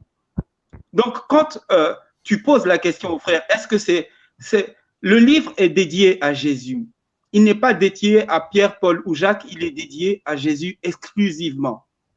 Mais tu ne peux pas comparer ce livre-là et ce passage avec le passage qu'on vient d'étudier, puisque dans le passage qu'on vient d'étudier, les protagonistes sont au moins 5 ou 6. Voilà, c'est tout ce que j'avais à dire. Merci beaucoup. Mais Moïse, je peux en même temps vous poser une question. Lorsque Dieu dit à Isaac, à Abraham, prends ton fils, ton unique fils, est-ce que cela fait d'Ismaël pas un fils d'Abraham? Est-ce que l'unicité, est-ce que quelqu'un, voilà, je vais reformuler, quelqu'un qui a 2 enfants, est-ce qu'on peut parler d'unique fils? Voilà. Déjà, merci pour la question, Oustaz. Déjà, l'Ancien Testament est écrit en hébreu et le Nouveau Testament est écrit en grec. Donc, si on veut partir sur cette voie-là du mot unique, là, il faut vraiment aller regarder si les mots sont à traduire de la même manière. Bon, maintenant, le frère a raison. Je te l'ai démontré tout à l'heure que la postérité a déjà été prophétisée à Abraham à travers son parcours. La postérité, elle a déjà été signifiée par Dieu clairement que c'est Isaac. Donc, quand on parle de fils unique, le frère a raison. C'est vraiment par rapport à ces 10 promesses identiques que Dieu ne cesse de répéter. Voilà, c'est la postérité selon la promesse. Et je t'ai dit que Isaac est né en vertu de la promesse et Ismaël est né en vertu de la volonté de Sarah, de la chair. C'est l'impatience de Sarah et du fait aussi de sa stérilité qui l'a conduit à donner sa servante. Est-ce que l'enfant Ismaël qui l'a conduit à accepter? Ok, l'enfant Ismaël appartient-elle à Sarai selon la Bible? Mais bien sûr. Donc, si l'enfant appartient à Sarai... Non, j'arrive. Je sais que ça ne change rien. Parce que les 2 fils de Isaac, Jacob et Ésaü, vont connaître le même sort aussi, le même destin. Non, nous sommes dans Abraham. Nous sommes là à parler d'Abraham. Non, mais en fait, c'est juste par rapport à cette filiation et à cette postérité. Ok. Les 2 fils de Adam, Caïn et Abel, un sera de la postérité et l'autre ne le sera pas. Vous ne répondez pas à la question. Vous partez hors sujet. Vous ne répondez pas à la question. En fait, bon, on va prendre les auditeurs. C'est mieux. Parce que je vous pose des questions directes pour que vous me répondez directement. Ça nous permet de comprendre. Mais bon, on va prendre les appels. Il y a tellement d'appels. Non, je dis ceci. Abraham a 2 enfants. Ce n'est pas spirituel. C'est physique. Abraham a eu premier enfant avec Agar. Ce n'est pas spirituel. Il a eu deuxième avec Sarai. Ce n'est pas spirituel. Il dit que celui qui sera son héritier, ce n'est pas l'héritage matériel. C'est l'héritage spirituel pour propager la religion après Abraham. L'enfant qui est sorti des entrailles d'Abraham, juste après la demande d'Abraham, c'est Ismaël. Mais quand on dit prends ton unique fils, Ismaël et Isaac, il y a 14 ans entre les deux. Vous dites non, l'enfant qui devait être immolé, c'est Isaac, parce que quand on dit unique dans la Bible, ça parle d'Ismaël, mais aucun texte ne le dit. Ça, c'est selon vous. Aucun texte ne le dit. Même si, il dit bien, c'est écrit noir sur blanc que c'est Isaac. Prends ton fils, ton unique fils, celui que tu aimes. Analysons le texte. Est-ce que quand on dit prends ton fils, ton unique là, est-ce que ça peut faire allusion à Isaac qui est le deuxième enfant? Vous dites non, ça veut dire ceci. Mais là, c'est selon votre interprétation. Allons sur la base du texte. Est-ce que quand on dit prends ton fils, ton unique fils, ça peut faire allusion à ton deuxième enfant? Est-ce que quelqu'un qui a 2 enfants, on peut parler de unique? Voilà mon problème. Quelqu'un qui a 2 enfants, peut-on parler de unicité ici? Non. Parce que la preuve en est que vous n'acceptez pas qu'un autre enfant soit fils de Dieu si ce n'est Jésus. Vous dites c'est Jésus qui est le fils unique, il est le seul. Alors que Dieu, il a des tonnes de fils dans la Bible. Genèse 31, Jérémie 31, 9. Ephraim est mon premier-né. Mais vous dites, non, non, non, c'est pas ça. Mais c'est Jésus qui est le unique. Mais dans l'unicité, là, Ismaël aussi est unique d'Abraham. Durant 14 ans, avant que Isaac ne naisse. Mais comment se fait-il qu'on laisse le premier fils qui est né premier, qui est l'unique? Vous dites, non, c'est le deuxième. Parce que c'est écrit comme ça. Parce que vous voulez écarter Muhammad de la course à l'apostolat, comme je l'ai dit. On va prendre des appels. Allô? Est-ce que je peux te répondre, Oustaz? Allons-y. Allô? Voilà. Justement, avant cette remarque de Dieu qui dit qu'à l'égard d'Ismaël, je t'ai exaucé, c'est intéressant d'entendre la réaction d'Abraham. Regardez Genèse chapitre 17, verset 17 et verset 18. Abraham tomba sur sa face, il rit et dit en son cœur, naîtra-t-il un fils à un homme de 100 ans? Et Sarah, âgée de 90 ans, enfantera-t-elle? Et Abraham dit à Dieu, c'est là qui est important, oh, qu'Ismaël vive devant ta face. C'est par rapport à cette remarque que le Seigneur va répondre à Abraham. Il lui dit certainement, Sarah, ta femme, t'enfantera un fils et tu l'appelleras du nom d'Isaac. J'établirai mon alliance avec lui comme une alliance perpétuelle pour sa postérité après lui. Mais à l'égard d'Ismaël, je t'ai exaucé. Voici, je le bénirai et je le rendrai fécond. Je le multiplierai à l'infini, il engendrera 12 princes et je ferai de lui une grande nation. Mais j'établirai mon alliance avec Isaac. À 2 reprises, le Seigneur le répète. Mais vous voyez que c'est avec Isaac. Oui, il va établir son alliance avec Isaac et sa postérité, alors que pour Ismaël, nos limites. Pour Ismaël, il n'y a pas de limite. Non, non, non, non. L'alliance ne peut se faire qu'avec une personne, pas avec 2. Ok. Maintenant, je vais vous demander... Permets-moi quand même, Oustaz, de te dire que la Bible, elle est construite de cette manière-là. La Bible, elle fonctionne par répétition, par vagues successives dans l'Ancien Testament. Et c'est pour ça que je suis remonté à l'expérience de Caïn et de Abel. Que dit Ève à la mort de Abel? Voilà, pour remplacer Abel que tu as tué. Il faut que cette postérité-là demeure. Et ça sera comme ça jusqu'à Jésus. Est-ce que quelqu'un peut avoir 2 fils uniques? Ce que tu fais, on appelle ça du syncrétisme. C'est-à-dire que tu essaies de comprendre les choses de Dieu à la manière d'un homme. Ah, mais nous sommes des hommes, Moïse. C'est ce que je te dis. C'est Dieu qui parle. Ce n'est pas moi qui dis fils unique. Oui, mais la logique aussi est là, Moïse. Mais la logique aussi est là. Il ne faut pas bannir la logique, mon frère. D'accord, je suis d'accord avec toi. Dans ce cas-là, quand on ne sait pas, on est obligé de s'appuyer sur le texte. Et le texte, lui, il a une sémantique. C'est-à-dire, il y a plusieurs mots qui reviennent indéfiniment. Okay. C'est comme ça qu'on canalise. On va prendre des appels. On va prendre un appel. Allô? Allô? Allô, diminuez le poste récepteur chez lui à la maison. On vous attend en différence là. Il faut diminuer le poste à la maison. Allons-y pour votre question. Allô? Oui, allô? Allô? Oui, allô? Oui, allô, salam alaikum. Où sont là? Je vous suis depuis Londres. Oui? Juste, j'ai une question. Je voulais savoir, est-ce que... Allô? Oui, allô, on vous écoute. Allons-y, on vous écoute. Oui, est-ce que le maire de Jésus-Christ, que le chrétien qu'ils disent il est Dieu, c'est sa mère, c'est le maire c'est pas le but, c'est pas Allah, ou bien c'est pas le thème du jour. C'est pas le thème du jour. Voilà, on va prendre quelqu'un d'autre, Inch'Allah. C'est pas le thème du jour. Il faut aller sur le thème. Allô? Assalamu alaikum wa rahmatullah. Là, il faut diminuer le poste chez vous à la maison.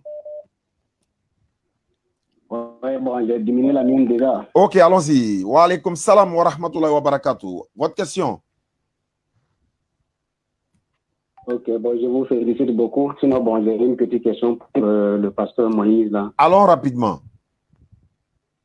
Pour savoir, dans la Bible, est-ce que c'est écrit comme Abraham est allé vers Agar? C'est bien écrit. Oui. Est-ce que c'est écrit dans la Bible que Abraham est allé vers la maman d'Isaac? Parce que la promesse a été faite que le sauveur de l'humanité sortira dans tes entrailles. Excusez-moi beaucoup de mon français. Allons rapidement pour la question. Allons vite pour la question. Quelle est la question? Voilà, je voulais savoir, est-ce que c'est écrit dans la Bible que Abraham est allé vers sa femme Sarai pour avoir Isaac? Ok, merci beaucoup. Merci beaucoup. Lui, sa question de savoir, c'est écrit que Abraham est allé vers Agar. Est-ce qu'il y a un texte pour dire Abraham est allé vers Sarah? Ok. Merci beaucoup, mon frère. Je vais essayer d'être le plus doux possible. Ce n'est pas écrit pour Abraham, ce n'est pas écrit pour Isaac et ce n'est pas écrit pour Jacob. Les trois femmes-là sont des femmes stériles pour qui Dieu a manifesté sa puissance en débloquant, en les rendant fécondes. Mais pour aucun des trois, vous ne trouverez qu'il est écrit qu'ils ont été vers cette femme stérile pour avoir un enfant. Mais pourtant, personne ne nie la paternité des fils d'Isaac et personne ne nie la paternité des fils de Jacob. Pourquoi est-ce qu'il en serait autrement pour Abraham? Voilà ma réponse. Merci beaucoup pour votre réponse. On va prendre 2 autres appels et on va mettre fin à l'émission, Inch'Allah. Allô? Wa alaikum salam wa rahmatullahi wa barakatuh. Question. Voilà, j'aimerais poser une question à le pasteur. Allons-y. J'aimerais qu'il n'y ait qu'à lire Galates 4, 24. Oui, mais il faut nous dire. Oui? Galates 4, 24. Il faut poser la question directement parce que voilà, ça va nous prendre plus de temps. Pose la question directement, Inch'Allah. Je veux savoir si les deux fils ont eu l'alliance. Il demande si les deux fils dans Galates 4, 24. Les deux fils, ils ont eu l'alliance. Frère Moïse. Oui, merci beaucoup. Merci beaucoup, mon frère. Le Seigneur dit, je bénirai ceux qui te béniront et je maudirai ceux qui te maudiront et toutes les familles de la terre seront bénies en toi. L'alliance, là, le Seigneur ne la ferme pas. Remarquez que au moment où le Seigneur scelle l'alliance, la première avec Abraham, Abraham circoncit non seulement Ismaël, mais il est écrit aussi que Abraham fait la circoncision de toute sa maison, de tous les étrangers qui sont dans sa maison. Donc, il faut aller au-delà de cette histoire de filiation. C'est vrai qu'il y a une filiation qui est faite pour dévoiler ou pour faire connaître Dieu à toutes les nations païennes. Et ça, il faut l'accepter parce que ça vient de Dieu. Mais ça ne veut pas dire que pour la question d'être sauvé, là, la question du salut, c'est exclusif à cette filiation. Non. Pour rentrer dans cette filiation, il faut être juste, être droit et marcher dans les voies du Seigneur. C'est ce qui est écrit et que je vous ai lu tout à l'heure. Voilà. Merci beaucoup. Merci. Je voulais rappeler à ceux qui nous appellent sur le numéro direct, c'est sur WhatsApp, il faut appeler. Hein? Beaucoup de personnes m'appellent sur le téléphone direct, mon numéro direct. C'est sur WhatsApp qu'on peut prendre. On ne peut pas prendre au téléphone directement. Allô? Allô? Allô? Ok. Allô? Allô, oui, salam alaikum. Wa alaikum salam wa rahmatullahi wa barakatuh. Oui, S'il vous plaît, j'ai une question pour... Alors, rapidement. Ouais, je voudrais savoir, Isaac, est-il la promesse faite par Ibrahim ou par Sarah? Luther, la question de savoir, Isaac a été promis à qui? À Abraham ou à Sarai? Voilà sa question. Merci beaucoup, frère. Le seul dépositaire de la promesse, c'est Abraham. Oui. C'est à Abraham que est faite la promesse. Vous ne trouverez à aucun endroit où la promesse est faite à Sarah. Jamais. Ah là, il faut que je réponds à ça. Parce que la promesse a été faite à Sarah. Genèse chapitre 21. Genèse chapitre 21, verset 1er. L'Éternel se souvient ce qu'il avait dit à Sarai. L'Éternel a compris pour Sarai ce qu'il lui avait promis. Et Sarah conçut Isaac.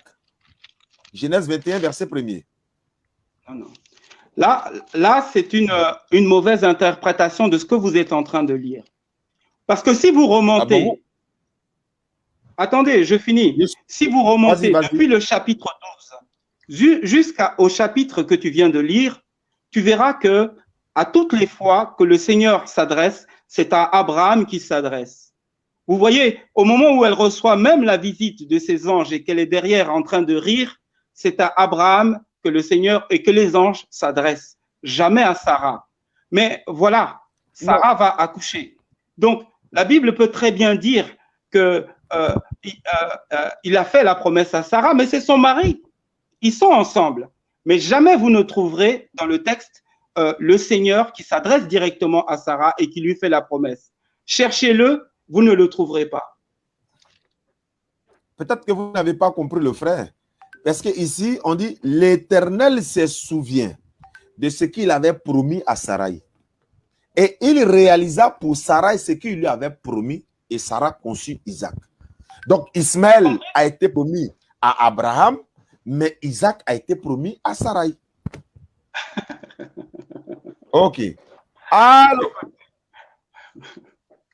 Écoute, moi c'est... Allô? Wa alaykoum salam wa rahmatullah, mon frère Ibra, Luther Ibra. Oui, là, je salue tout le monde qui est là sur le plateau. Là, je salue tout le monde. Merci beaucoup. Ma question est la suivante. Parce que là, j'ai écouté le pasteur dire ceci. Oui. Dieu a dit, je maudirai ceux qui te maudissent et je bénirai ceux qui te bénissent. D'accord. Donc, je m'arrête sur cette citation et je pose la question en disant, est-ce que le Dieu d'amour, le Dieu de bonté, peut-il maudire quelqu'un parce que cette personne a maudit une autre personne? Merci. Voilà la question du frère. Est-ce que Dieu qui est amour, peut-il maudire quelqu'un si cette personne a béni une autre personne? Si j'ai bien compris. Elle est pour moi la question? Bon, c'est pour nous deux. Hein? Bon, moi, je peux répondre déjà et puis ensuite vous répondez. Je pense que l'Éternel Dieu dit, il va bénir ceux qui bénissent Abraham et Dieu lui va maudire ceux qui vont maudire Abraham. Donc, frère Luther, la bénédiction ici, moi, quand je lis ce texte, ça fait allusion à les musulmans automatiquement. Mais la malédiction dans ce texte, selon moi, c'est toute personne qui dira, ou même qui va penser que Abraham a commis l'adultère avec Sarai, ou Abraham est un menteur, ou Abraham est un criminel en allant déposer son enfant dans le désert. En tout cas, toutes ces allégations, comme par exemple, le frère a dit tout à l'heure que Abraham a commis beaucoup d'erreurs. Abraham a commis beaucoup d'erreurs. Le frère Moïse ne fait que dire Abraham a commis beaucoup d'erreurs. Mais quelle erreur a-t-il commis? Parce que Jacques 2, 23 dit Abraham a été à titre de justice. C'est-à-dire il est considéré comme injuste. Dieu l'a pris pour ami. Bon, ça c'est mon explication. À vous, mon frère Moïse. Ouais, ok. La justice d'un homme, oustaz, ne procède pas de ses qualités ni de ses mérites. La justice procède de Dieu. Oui. Adam a péché, il a dit, j'ai eu peur et je me suis caché. Il s'est cousu des vêtements avec des feuilles et Dieu l'a recouvert d'un vêtement de peau.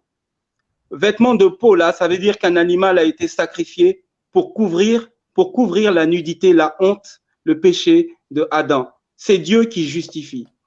Maintenant, mon frère, par rapport à ta question, bénédiction, malédiction, je pense qu'il faut plutôt le voir comme un héritage. Celui qui renie la promesse, celui qui refuse la promesse, s'exclut lui-même de la promesse. Celui qui accepte la promesse profite directement de la bénédiction de la promesse. Et Dieu va toujours s'octroyer la paternité. C'est un peu comme quand Dieu dit « J'endurcirai le cœur de Pharaon ». Ce n'est pas Dieu qui endurcit le cœur de Pharaon. C'est Pharaon qui, par sa désobéissance, s'endurcit lui-même. Et là, c'est exactement la même chose.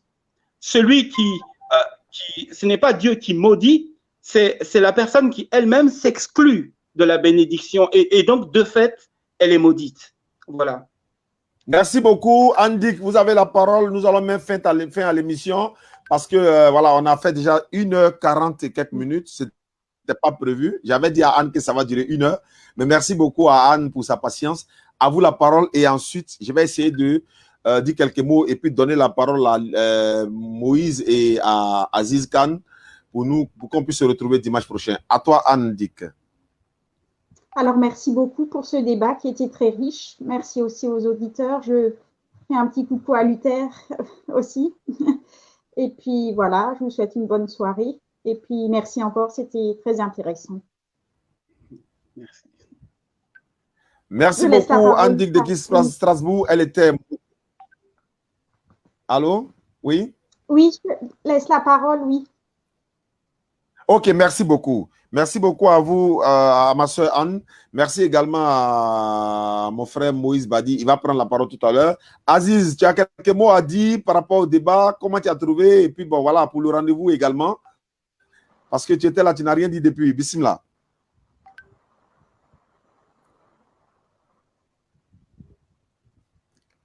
Aziz. Aziz Khan, Aziz a fermé son micro. Voilà, Aziz, voilà, je disais que tu as suivi l'émission. Attends, voilà, tu as quelques mots à dire pour qu'on puisse se retrouver dimanche, Inch'Allah. Bismillah. Je remercie les co-débatteurs. Je remercie aussi j'ai beaucoup appris avec mon maître Diané. Mais en fait, c'est l'appel de notre frère là qui m'a tellement touché. Donc, bon, on ne peut pas trop interagir. La conclusion de notre frère Moïse nous montre que, à l'accomplissement, là, on voit Jésus, n'est-ce pas? Toute cette démonstration, comme tu as dit, on voit Jésus. Et si on lui démontrait dans la Bible que, selon la Bible, Jésus n'entre pas au paradis, qu'est-ce qu'il va dire? Oh, ça c'est du lourd. Et si on démontrait à Moïse que, selon la Bible, parce que toute cette démonstration, c'est pour donner la légitimité à Jésus par qui l'humanité va être sauvée. Et toute cette démonstration, c'est pour écarter le prophète Mohammed sallallahu alayhi wa sallam de la course vers l'apostolat. Et si on lui démontrait par la Bible elle-même que selon la Bible, Jésus n'accède pas au paradis, qu'est-ce qu'il va dire? Et ça, c'est la première question. Et la deuxième question, c'est l'expression de notre frère qui a été truquée. Peut-être il a escamoté, ou bien peut-être il avait une vérité partielle de l'histoire de Joseph, celui qui a parlé de fils unique où il n'avait pas de preuves. N'est-ce pas? Où il a dit que Joseph, on lui a donné le bâton. Alors qu'en fait, dans l'explication coranique, et qui contredit même son histoire qu'il est en train de dire, chaque frère de Joseph avait un bois. J'ai fait exprès pour rentrer un peu de fond en comble. Chaque frère de Joseph, quand il grandissait, Jacob lui donnait un bois. Il y avait un arbre chez Jacob. Quand un frère grandissait, arrivé à son âge, on lui donnait un bois. Donc, tous les enfants de Jacob ont eu un bois, sauf Joseph. Et Joseph dit à son père, pourquoi moi je n'ai pas de bois pour attraper? Et son père lui dit, l'arbre que tu vois, c'est toi-même, Joseph. Est-ce qu'on a compris? L'arbre, c'est Joseph qui va gérer tous ses frères. Et ça, c'est prouvé dans Genèse et c'est prouvé dans la sourate 12. Parce que tous les frères, après la disette, ils sont allés en Égypte. Ils se sont prosternés devant qui? Devant Joseph. Devant Joseph. Donc, il a une peut-être connaissance ou bien une histoire en partialité. Ce n'est pas en entièreté. Mais moi, je voulais conclure pour dire à Moïse, toute sa démonstration, c'est pour donner la légitimité à Jésus, pour dire que Jésus, il est le seul par qui tout va être sauvé. toute l'explication de notre maître Diané, c'est pour donner l'autorité au prophète Mohammed sallallahu alayhi wa sallam. Et si on démontrait aux chrétiens dans la Bible que selon la Bible, Jésus n'entre pas au paradis, qu'est-ce qu'ils vont dire? La question Affaire à reste suivre. posée. Affaire à On suivre. répond s'il veut dire, Inch'Allah. Allahu Akbar. C'est fini. Merci.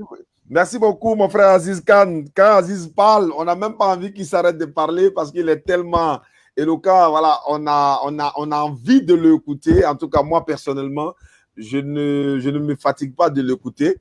Voilà, Allah lui a fait grâce. Donc, on va profiter de ça, Inch'Allah. Avant que mon frère Moïse Badi va conclure, je voulais rappeler à tous les internautes que demain, Inch'Allah, on sera en direct sur la page d'Ismaël Aka officiel, parce qu'on a 3 pages.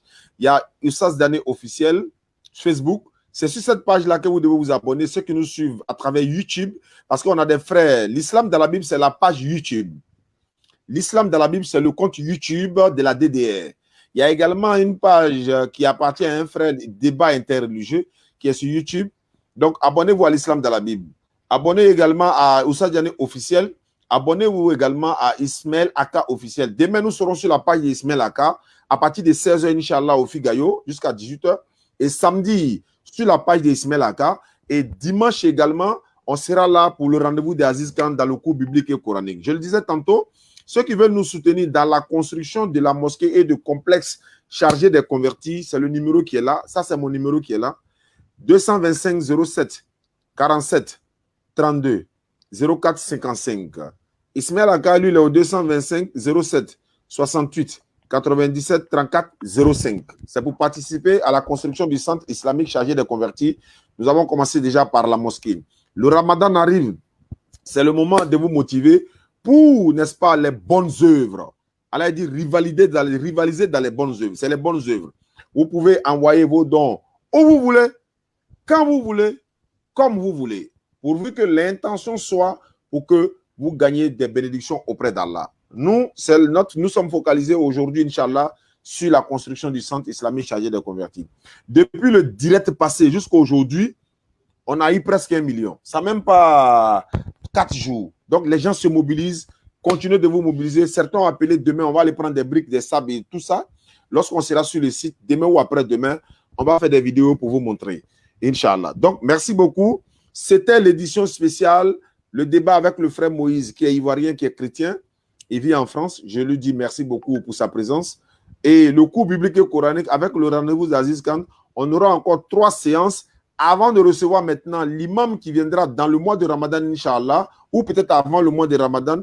On va appeler beaucoup des imams qui viendront nous enseigner sur la jurisprudence et beaucoup de choses dans le Ramadan, comment il faut aborder le Ramadan, comment il faut se comporter dans le mois de Ramadan et après le Ramadan. Toutes ces questions-là, vous allez les poser par appel WhatsApp. Ceux qui ont essayé de m'appeler sur mon numéro direct, je ne pouvais pas répondre parce que c'est sur WhatsApp qu'il faut appeler.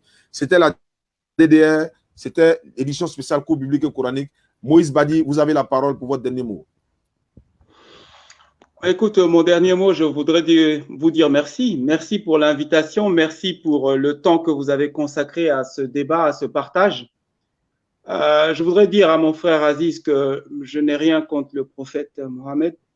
Moi, depuis que je marche avec le Seigneur, c'est la Bible seulement que je lis. Donc, c'est sûr, c'est ma seule perspective. Je n'ai pas d'autre perspective.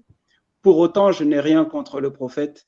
Je ne suis pas là pour déconstruire qui que ce soit. Non. Mais je sais ce que la Bible m'apporte. Je sais ce que je dois à Jésus. Et j'avance avec ça. Il n'y a pas de souci. En tout cas, merci à tout le monde. Je vous respecte dans votre foi, dans votre conviction. Je vous rencontre beaucoup de musulmans dans mon entourage et dans mon travail et partout. Et je sais à quel point vous êtes attachés à votre foi et à votre religion. Je sais aussi comment vous êtes fidèles dans vos pratiques, dans la prière notamment. Certains pratiquent l'aumône aussi. Bon, ok, mais voilà, ça ne change rien pour moi. Nous sommes tous des hommes et nous passerons tous de toutes les manières par le creuset de la justice de Dieu. Mais le creuset de la justice de Dieu, il est toujours précédé, et ça c'est la Bible qui m'apprend, par l'amour de Dieu, un peu comme un père qui doit corriger son enfant, lui a déjà accordé toute sa bénédiction avant même, même s'il sait qu'il va le corriger. Voilà. En tout cas, je vous dis merci. Merci Anne.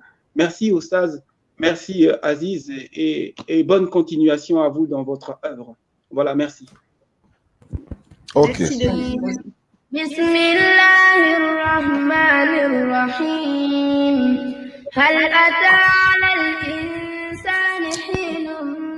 Nos condoléances encore à toute la Côte d'Ivoire, au Premier ministre Ahmed Bakayoko qui nous a quittés. Qu'Allah lui fasse miséricorde, qu'Allah nous fasse miséricorde, qu'Allah fasse que le jour du jugement soit, le jugement se passe bien pour nous tous.